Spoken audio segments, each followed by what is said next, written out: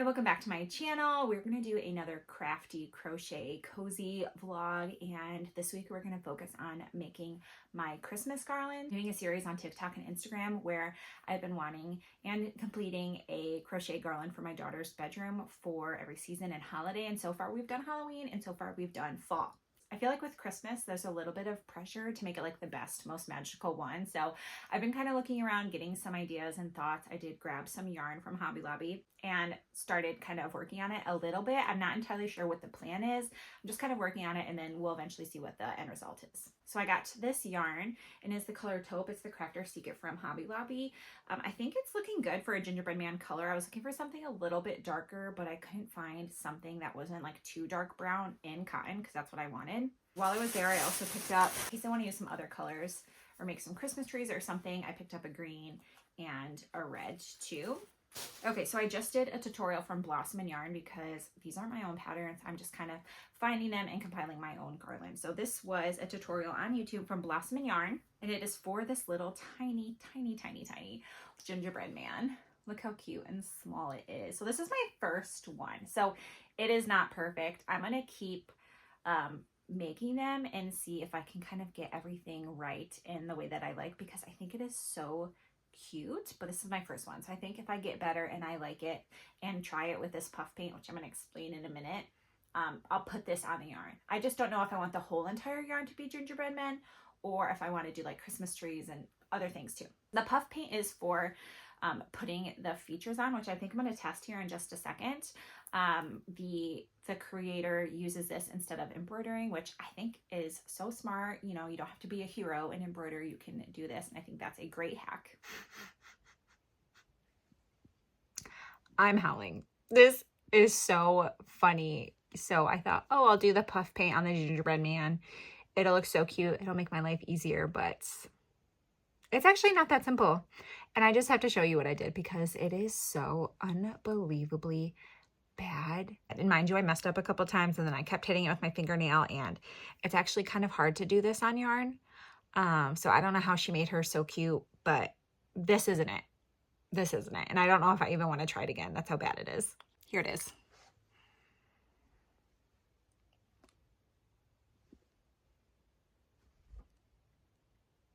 I hope you're laughing because this is ridiculous. I don't know if it's worth trying again, if I should just try something else for the garland.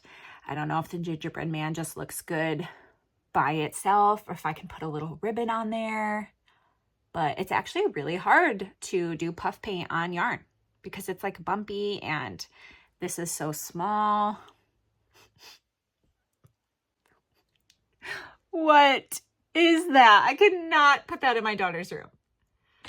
This was a bust, so it's back to the drawing board. I might do some sort of gingerbread thing still, but I'm just gonna take a minute here because I'm just getting a break from being a stay-at-home mom while my husband kind of takes over, and I thought I would try a different design. So I have a YouTube video here from Krista Co Design, and it's for a Christmas tree, like a flat version. So we're gonna try that with the Hobby Lobby yarn that I have.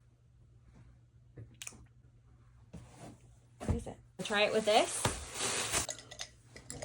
Hook that I want is upstairs, and I really don't want my daughter to get upset when she sees me. So I'm gonna use this one, even though I'm starting to like metal hooks more. So I have this color, and then I'll also use the brown from the gingerbread. Maybe this will be a good stump. We'll see. So we're going to start with, and we'll just start hang on your gifts. You need to start with back into the same chain. It's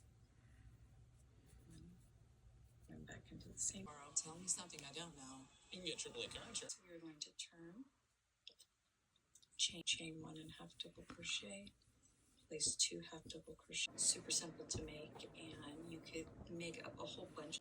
That top part is this. And I catched like that, depending on what you're hanging it on, obviously. If you're just putting on a package. Okay, this went better than, I would say this definitely turned out cuter than the gingerbread man. Okay, but it's just a little too plain. I feel like I need to add something more. So there that is. Maybe red and made a little bow for it. Here it is, which is really cute. I think it'd look cute on a garland, but I just don't want to have this by itself. So maybe I could do like bows or a star up at the top. Like, I think that just adds a little bit of something, don't you think? It's a little bit of character. I can maybe make some stars. Could I do a white star, you think? Just don't know if I want yellow, but a little red ribbon or like a yellow star I think would be really cute. Okay, yeah, that's a win. Here is where we're at with the tree and the holiday garland project. So I've tried a couple of things. I tried following a tutorial for a star, and the acrylic version is just too big and it's just kind of turning out wonky. So I tried it with a smaller cotton yarn and it's looking a little better, but I just need to, I think, maybe watch the tutorial again, because as of right now, I was thinking of alternating doing like a ribbon on the top and then a star on the top, but like, I don't know. Is that cute? Oof, I don't know. So I'm gonna watch the tutorial again and try the star maybe one more time. I like it smaller than the acrylic. Like in comparison, like this looks better smaller, especially for the size tree, but I just need to get the shape right on this. So I'm gonna keep working on that, but the bow is definitely cute and I love like traditional Christmas colors. So this would be a really cute gift tag, but I'm putting it on a garland, but maybe if I have time, I can make some gift tags for Christmas. So I'm gonna keep working on these and eventually show you a full garland.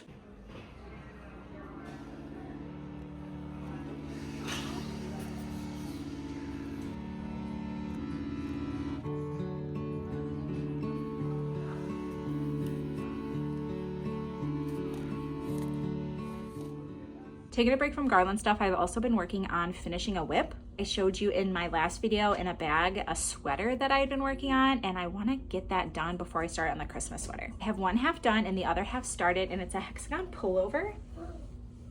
So here's how one half looks so far. This yarn is so cozy. It's the Colorama Halo in the Nutmeg Frost color. The problem with the fact that I did it so long ago is that I have to figure out kind of what I did on some points, like how I decreased on the sleeve and then how I made this right here. So here's where I'm at in the second half. I have about around like a row and a half left, and then I'm gonna add some here on like the sides, like to connect it to the center. I had to figure out what I did on the arms and then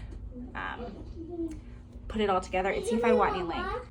I do like a cropped sweater, so hopefully I don't have to add any length on the bottom. This is gonna be my first successful wearable piece for myself, so I'm so excited to wear something I've made. Sorry, Mama. It's okay, baby. It was an accident. I just wanna make sure you're safe, okay? My daughter just totally knocked over my bedside table, but as I was saying, this is gonna be my first finished wearable for myself. I've made a tank top for my daughter. It was so cute. I tried to make a matching one for myself and it was a total fail. It was too wide and just too stiff. I'll try to see if I can insert a picture of hers though. Hey, can you be careful? Yes, I see. So I'm gonna keep working on that other half and we'll do another check-in soon.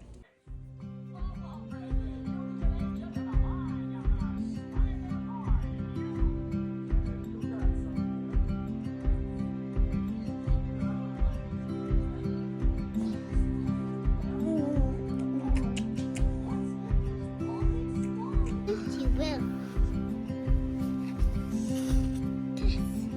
This way she will.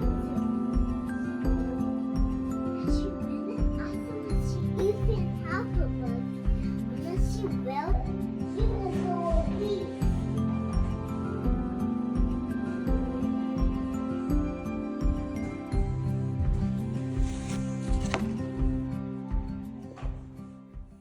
Here's where we're at right now with this sweater.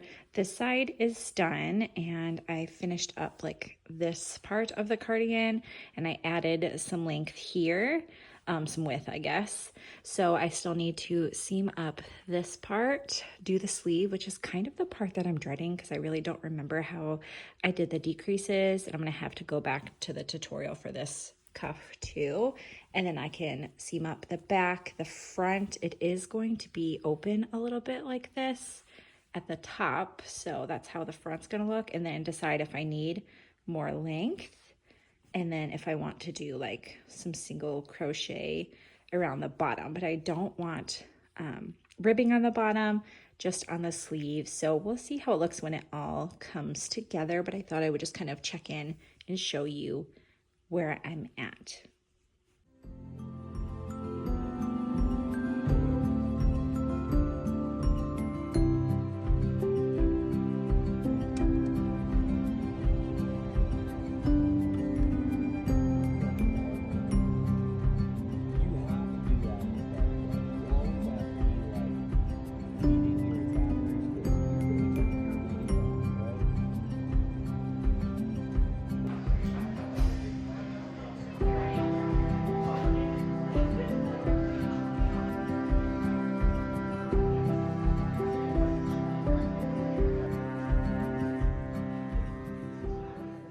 Final reveal of my first sweater. It's a hexagon pullover, and I can't wait to show you what it looks like.